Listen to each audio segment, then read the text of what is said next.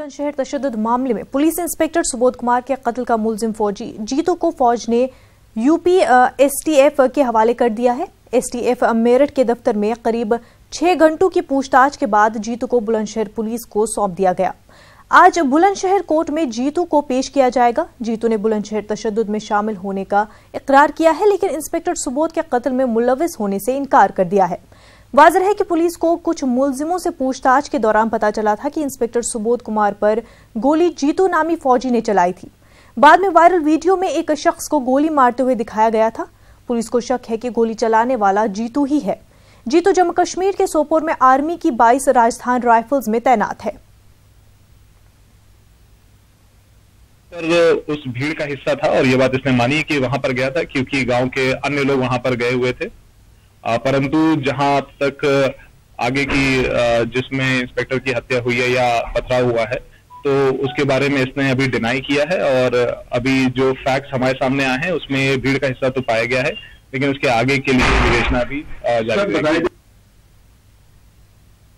मेरठ से हमारे नुमाइंदे निखिल इस वक्त हमारे साथ जुड़ चुके हैं। निखिल, आपसे जानना चाहेंगे कि जीतू को एसटीएफ के हवाले कर दिया गया है, मजीद क्या कुछ अपडेट्स मिल पा रहे हैं? देखिए, बुलंदशहर के लिए आज बहुत अहम दिन है क्योंकि पिछले दिनों जो हिंसा हुई है उसका एक महत्वपूर्ण आरोपी आज बुलंदशहर पुलिस के पास पहुंच गया है। जीतू फौजी, जिनकी सुरक्षा पर, जिनके कंधों पर सुरक्षा का भार है, देश की सुरक्षा का भार है, उन्हीं पर आरोप लगाया कि उन्होंने इंस्पेक्टर सुबोध की हत्या की है। एक वायरल वीडियो भी है जिसके जरिए एसआईटी उस पर जांच कर रही है। हालांकि जीतू ने अपनी पूछताछ के दौरान बताया है कि वो उस भीड़ का हिस्सा था जहां पर हिंसा हो रही थी, लेकिन उसने अपने ऊपर हत्या के आरोपों से इनकार कर दिया। इससे अपने 6 घंटे तक मेरठ में उससे पूछताछ की। इसके पहले आर्मी ने पूछताछ की थी। जम्मू कश्मीर से आर्मी हेडक्वार्टर मेरठ में लाया गया, उसके बाद उसे एसटीएफ के हवाले किया गया और अब उसे बुलंदशहर कोर्ट में पेश करने की तैयारी की जा रही है। यानी बुलंदशहर वो पहुंच चुका है और वहां पर पुलिस उससे पूछताछ कर रही है और उन सबूतों को रिकवर करने की कोशिश कर रही है, जिसके जरिए पुलिस ये साबित कर पाएगी कि इसी ने ही हत्या की है।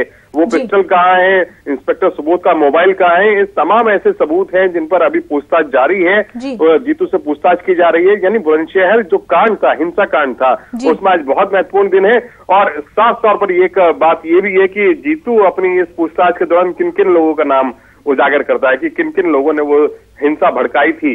क्या उसमें नेता शामिल है या फिर किसी और की साजिश थी, क्योंकि सैन्य एक व्यक्ति से पूरा मामला जुड़ चुका है और उस पर आरोप है कि उसने इंस्पेक्टर सुबोध की हत्या की थी। जी बिल्कुल निखिल, बहुत बहुत शुक्रिया आपका तफसीलात फराहम करने के लिए।